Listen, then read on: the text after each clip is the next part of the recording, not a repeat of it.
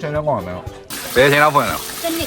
စနစ်ခွဲတနိုင်လောက်ဖွင့်တယ် အားလုံးပဲမင်္ဂလာပါခင်ဗျားတို့ရဲ့စားဝဲကြီးလာပါပြီခင်ဗျာကဲအခုဆိုရင်ဒါပကံကိုလွမ်းနေကြတဲ့သူတွေအတွက်ပကံအလွမ်းပြေကျွန်တော်နောက်ထပ်ပကံဗီဒီယိုလေးတစ်ပုဒ်ကိုတင်ဆက်ပေးပါရစေခင်ဗျာပကံကိုရောက်ပြီဆိုလို့ရှိရင်တော့အညာဒေတာရဲ့လွမ်းမောပွေရာစားစရာတွေကတစ်ခုဖြစ်တဲ့အကျော်ဆုံးဆိုင်လေးကိုကျွန်တော်ညွှန်ပြပေးချင်ပါတယ်ပကံမှာတော့ဗျာအကျော်ဆုံးဆိုင်တွေကတော့အများကြီးရှိပါတယ်အဲ့ဒီထဲကမှကျွန်တော်ရွေးချယ်ပြီးတော့စားဖြစ်တဲ့အကျော်ဆိုင်လေးကတော့မိဘမြစ်တာ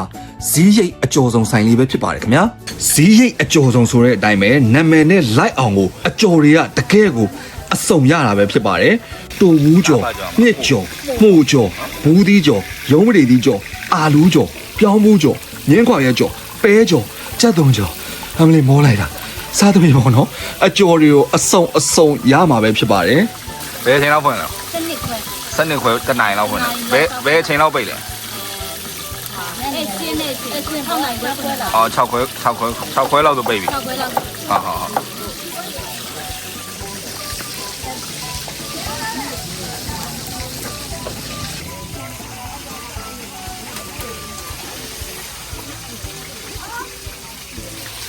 ဒါတွေမဲလားဆိုတော့မဟုတ်သေးဘူးကျွန်တော်တို့ထမင်းစီစံလေးနဲ့တွဲဖက်ပြီးစားဖို့အတွက်ရှောက်သီးတုပ်ဆေးပဲဦးတုပ်ကြောက်ပွင့်တုပ်လက်ဖက်တုပ်မြင်းခွာရဲတုပ်ပေါ့နော်စားတဲ့ဖြင့်အတုပ်မျိုးစုံလည်းရရှိပါတယ်ဒါအပြင်ကျွန်တော်တို့ဒီကြက်ကြော်တို့အမဲကြော်တို့ကိုလည်းကျွန်တော်တို့ရရှိပြီးတော့စားသုံးနိုင်မှာပဲဖြစ်ပါတယ်ခင်ဗျာ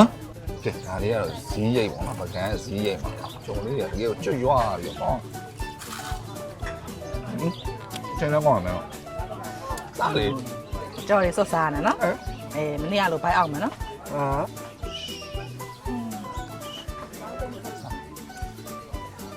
တကယ်ကောင်းတယ်ပကံရောက်လာစားဒါဇီးရိတ်နော်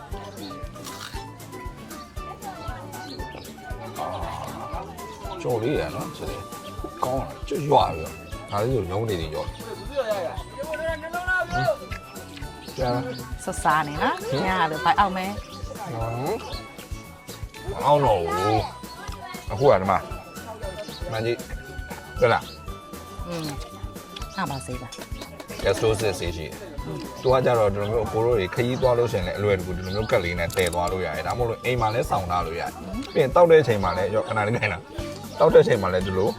လွယ်တကူဖောက်ပြီးတော့ဒီမှာတောက်လိုက်အောင်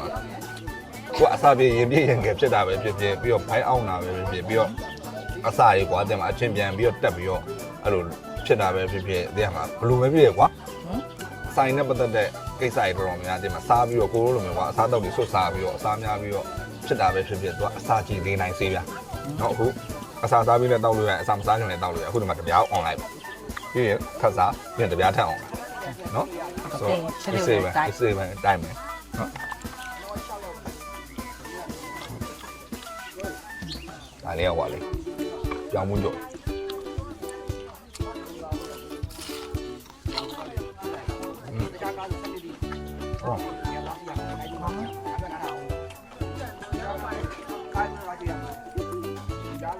ကဲဒါကတော့ကျွန်တော်တို့တွေတမုံဆွဲပြီးတဲ့ချိန်မှာတော့လုံးဝပြောင်းတလင်းခါသွားပါပြီ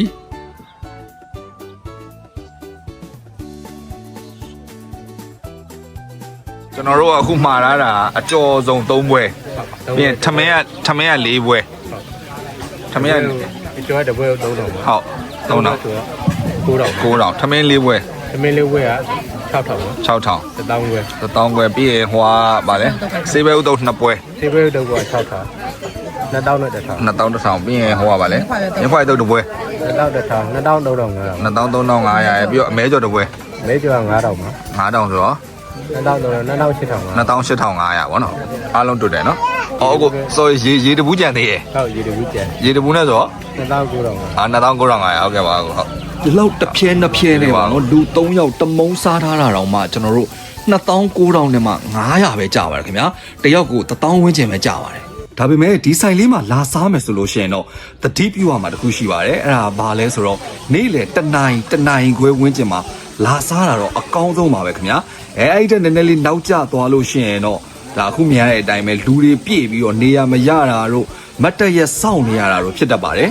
ကဲပကံကိုရောက်ပြီဆိုလို့ရှိရင်တော့ဇီးပင်လေးရဲ့အရေးအာဝါသားအောက်မှာအေးအေးချမ်းချမ်းနဲ့အကျော်လေးတွေကိုစားကျင်တယ်ဆိုလို့ရှိရင်တော့မိဘမြတ်တာဇီးရိတ်အကျော်ဆုံးဆိုင်လေးမှာသွားစားကြည့်ပါအောင်ခင်ဗျာအခုတော့ဒီဘိုင်းမှာဒီလောက်နဲ့ပဲနှုတ်ဆက်ပြရသေးခင်ဗျားတို့ရဲ့စားပေးကြီးပါဗျာ bye bye peace out boom